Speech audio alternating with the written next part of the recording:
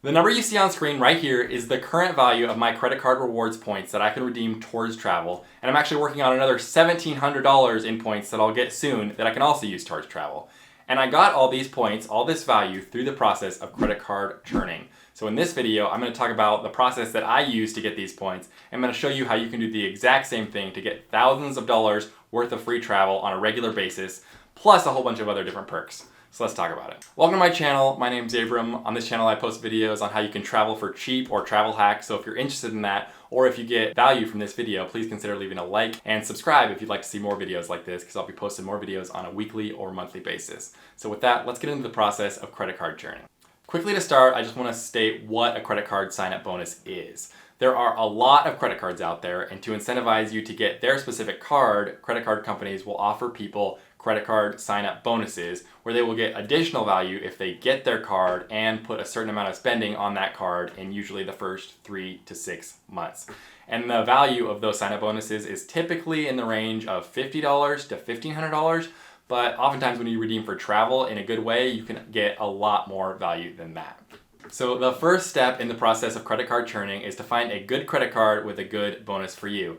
And to do that, you want to find a credit card that is, one, offering a high bonus for things that you would normally pay for or things that you would really enjoy using.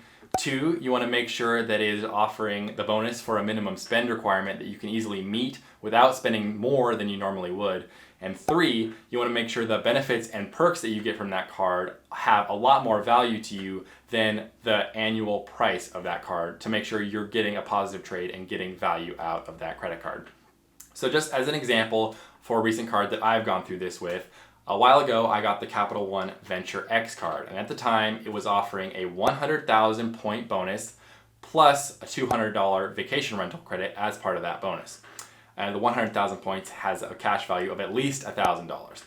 And it has an annual fee of $395. So right off the bat, the bonus is worth $1,200, the annual fee is worth $395.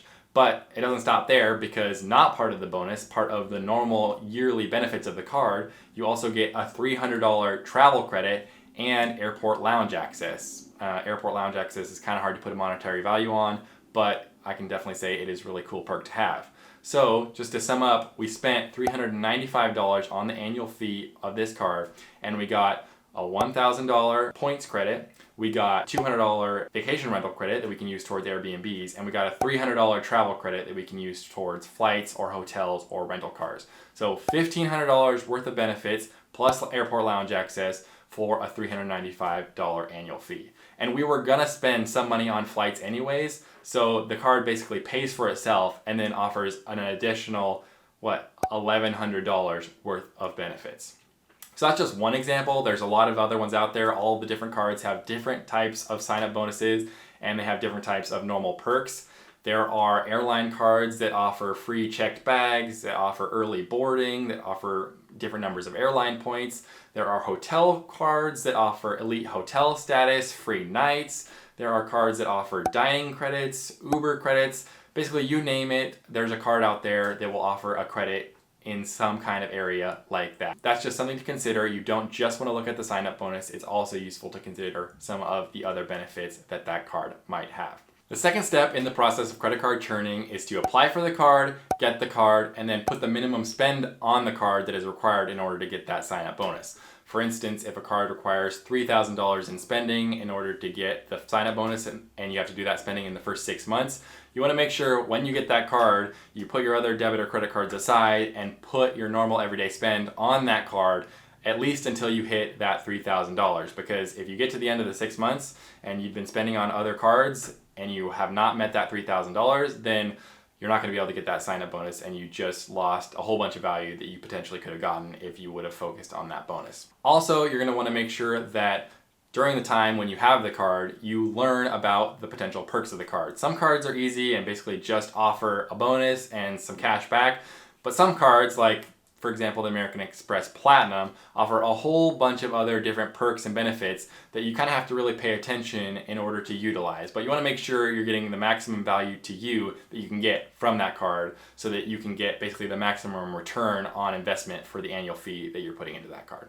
The third step in the process of credit card churning is to decide, after you've got the bonus, after you've utilized a bunch of the perks of the card, you want to decide whether or not you want to keep the card longer term, if it's worth it to do so. And a huge part of that equation is whether or not the card has an annual fee and what that annual fee is. If there's a $0 annual fee, then there's basically no downside in keeping the card. There's no consequence. The card will have some benefit to you, or you can throw it on a shelf or in a drawer, or get rid of it. It's completely up to you. There's no consequence in keeping the card. It can only benefit you. If the card does have an annual fee, you're going to want to make sure that the perks of the card, excluding the credit card bonus, offset the annual fee. So if it has a $300 annual fee, you want to make sure that every year you're getting more than $300 worth of value from that card via pre-checked bags, elite hotel status, or some kind of a travel credit or something like that, or else that you need to get rid of the card. So that's just something that you'll have to evaluate with each specific card. Again, for my most recent example with the Capital One Venture X, that card, as one of the perks of the card, every year offers a $300 travel credit and a 10,000 mile points bonus, which is worth $100.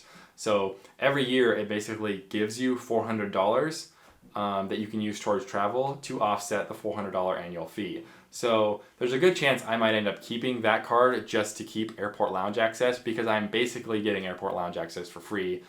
I'm paying $395 and then getting $400 worth of travel credit back. So that's just one example, but it's something you're gonna have to evaluate for yourself. But you just wanna make sure that once you get the credit card and utilize the bonus, you're not just holding on to a card that has a $500 annual fee every year that you're not getting $500 worth of value from, because if that's the case, the credit card company is basically just going to slowly take all that value that you gained back from you over time. One thing I definitely want to note here is that if you've done the math, looked at the card, and realized that the benefits you're going to be getting are not, they don't offset the annual fee, and you decide to cancel the card, you're going to want to wait until the end of the first year to cancel that card. You don't want to just have a card, meet the minimum spend in 3 months, get the bonus, and then immediately cancel the card, because that looks really bad to credit card companies, and you run the risk of potentially getting your account flagged and not getting approved for future credit cards that will allow you to just keep doing this in the future.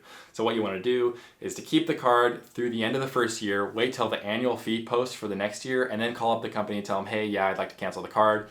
And as long as you do that within usually a couple weeks or a month of when the annual fee posts for the next year, they will pull that annual fee and you won't actually end up having to pay it again. So then you can get all the benefits of the card, the bonus, with only paying one annual fee. So the fourth and final step in the process of credit card churning is really just to repeat steps 1, 2, and 3 over and over again and continue to earn credit card bonuses. Once you get a card and meet the minimum spend requirement for that card, get the bonus, and then kind of decide what you want to do with that card, then you can go on to look for the next card and start working on the next credit card bonus, and just keep doing that. Keep working towards bonuses over and over again. This is how I have $1,700 worth of points in kind of my travel bank and have another $1,700 worth of points on the way. This is how I haven't really paid for any flights over the last few years, and I don't really plan on paying for any more over the next couple years. And then I've also been able to experience a whole bunch of additional perks that I never would have under normal circumstances, like really cool airport lounge access or really cool hotel credits that I have some trips planned to stay at hotels that I never would have normally stayed at. So that's the process. That's how I churn credit cards for bonuses, and that's how you could do it the same way. If you are interested in kind of starting this process for yourself, I have a video, I'll put a link to it on the screen, of 5 cards with no annual fees that really have good bonuses. So that's a good place to start, with cards with no annual fees, because it really just makes the equation a lot easier. And I also have another video, I'll put a link here, of the best cards to get Priority Pass membership if lounge access is important to you. Please leave a like on this video if you found this information useful. It actually helps my channel out a lot. And please subscribe to my channel if you like this video, because I'm going to be posting more videos like it in the future on a weekly or monthly basis. Thanks for watching, and I'll see you next time.